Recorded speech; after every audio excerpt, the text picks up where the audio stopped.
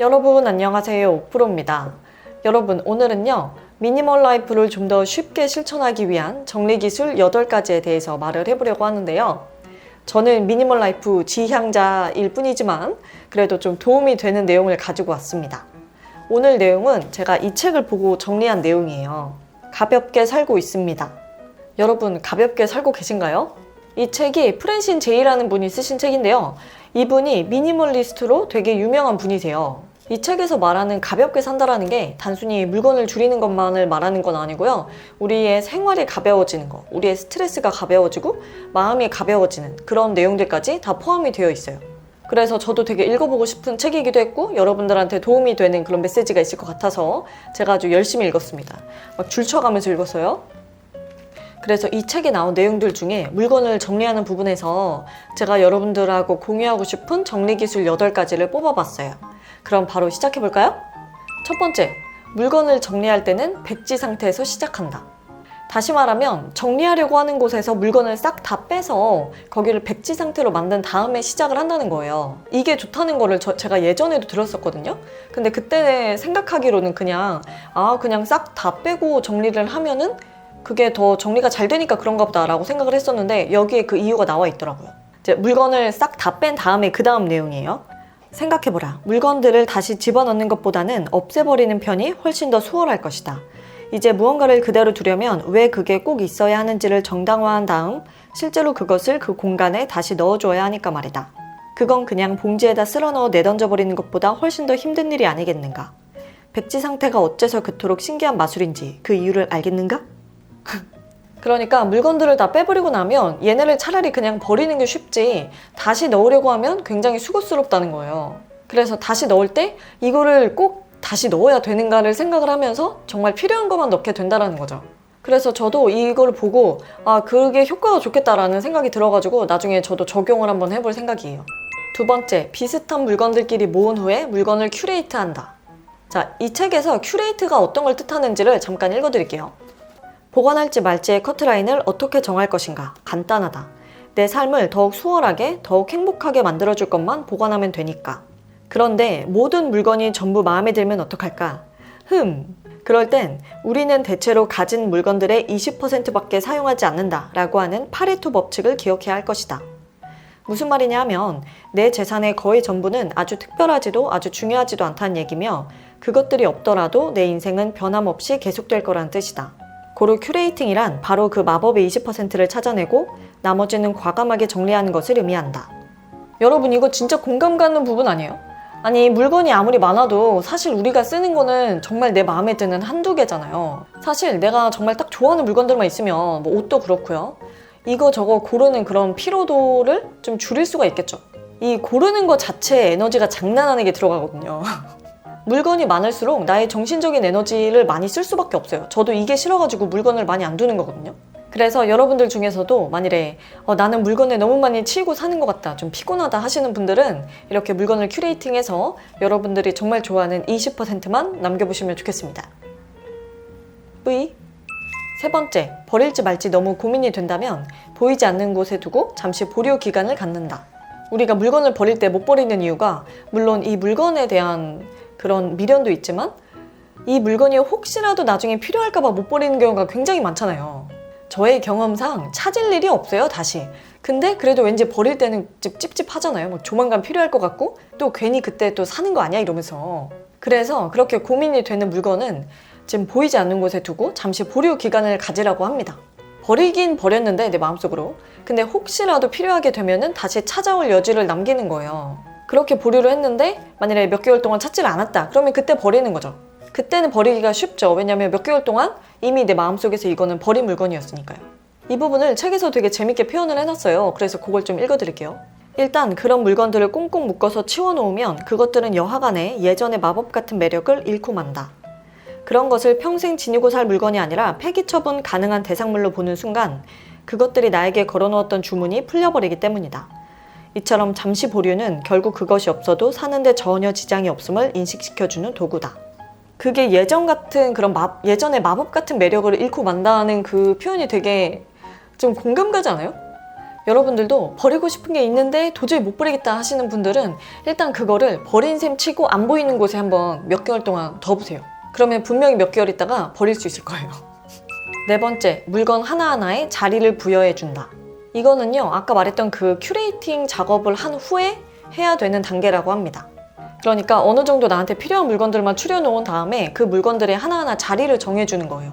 그래서 책에서 말을 하는 거는 수납 용기 같은 걸 사서 그 물건들이 돌아다니지 않고 각 제자리에 있게끔 이렇게 자리를 정해주라는 거예요. 왜냐면 물건들이 이렇게 각각의 자리를 부여받게 되면은 자리를 부여받지 못한 물건이 생겼을 때 걔를 버리기가 쉽다는 거죠. 우리가 왜 어디 나갔다가 들어오면은 좀 짜잘짜잘한 물건들이 같이 들어올 때가 많잖아요. 그러면 그런 것들 아무 데나 이렇게 쑤셔 넣잖아요. 만일에 물건들의 자리가 없다 그러면은 어차피 걔네가 섞여 있을 테니까 그냥 새로운 물건들도 계속 와서 섞이는 거예요. 그러면 물건이 점점 많아지는 거죠. 지금 여기가 그런 상태예요. 여기가. 이 안이 아주 뭐 가위, 스카치 테이프 또 뭐 있냐 등등등 아주 난장판이라는. 정리할게요 나중에.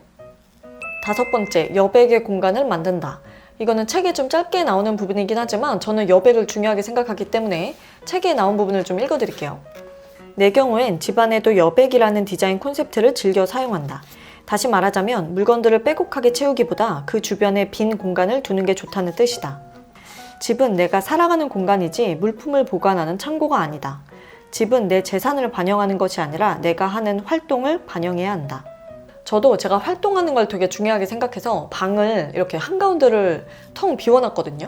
정말 딱 필요한 물건들만 두면서 이 방 가운데 공간을 굉장히 널찍하게 만들어놨어요. 그래서 방을 다니거나 아니면 방 가운데에 요가 매트를 깔고 운동을 할 때 이렇게 팔다리에 걸리는 게 없으니까 너무 편한 거예요. 그리고 책에도 나오지만 이런 빈 공간이 있으면 시각적으로도 굉장히 편하거든요. 저도 빈 공간 보는 걸 좋아해가지고 이런 여백의 미를 좀 추구하고 있습니다. 여섯 번째, 동일 물품 맞교환을 한다. 이게 말이 어려운데 그러니까 새 거를 샀으면 헌 거를 버리자는 거예요. 그래서 집의 무게가 조금이라도 증가하지 않도록. 보통 우리는 뭔가를 대체하기 위해서 새 거를 사는데 새 거를 사도 헌 거를 잘 안 버리죠. 왜냐면 왠지 이것도 언젠가 필요할 것 같고 그리고 또 그렇게 낡은 것도 아닌데 버리긴 좀 아깝고 그래서요. 그러면서 물건이 막 많아지는 거죠. 저도 이거를 지킬 때가 있고 못 지킬 때가 있는데 근데 저는 최대한 지키려고 하거든요. 그래서 최근에 좀 헌 레깅스 2개를 버리고 새 거를 샀어요.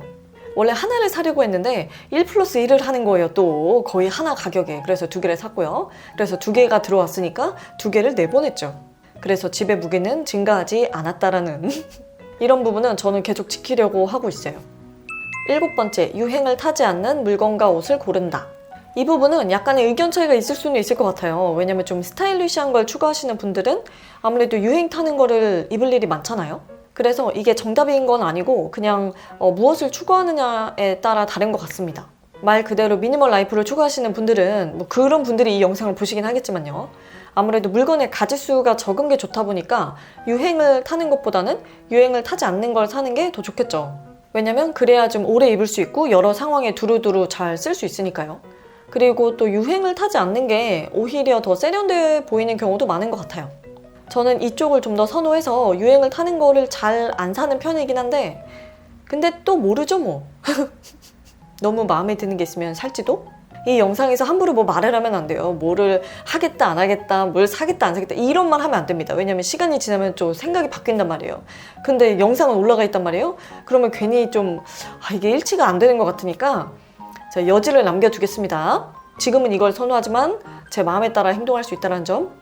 이 책에 보면은 뭐 옷뿐만이 아니고 신발, 핸드백, 접시, 소형 가전제품들, 잡동사니 서랍, 사무용품 이런 것들을 어떻게 정리하는지 그런 기준들에 대해서 좀 나와 있거든요.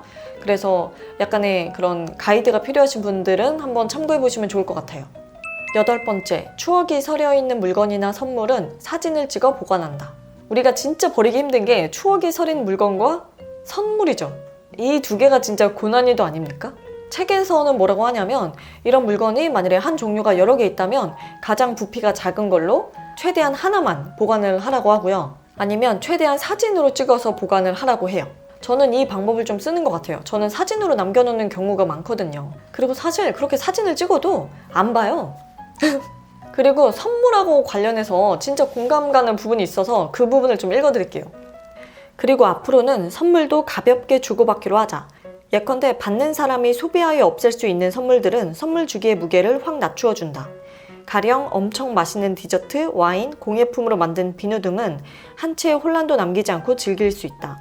저는 이게 진짜 공감이 되더라고요. 약간 제가 추구하는 바이기도 하고요. 만일에 오래 남는 선물을 주거나 받으면 그게 상대방의 마음에 100% 들지 않으면 그게 참 애매하잖아요. 그걸 계속 두긴 둬야 되는데 부피를 차지하니까. 그래서 저는 먹는 거 선물이나 아니면 이렇게 쓰고 좀 일정 기간 지나면 없어지는 거?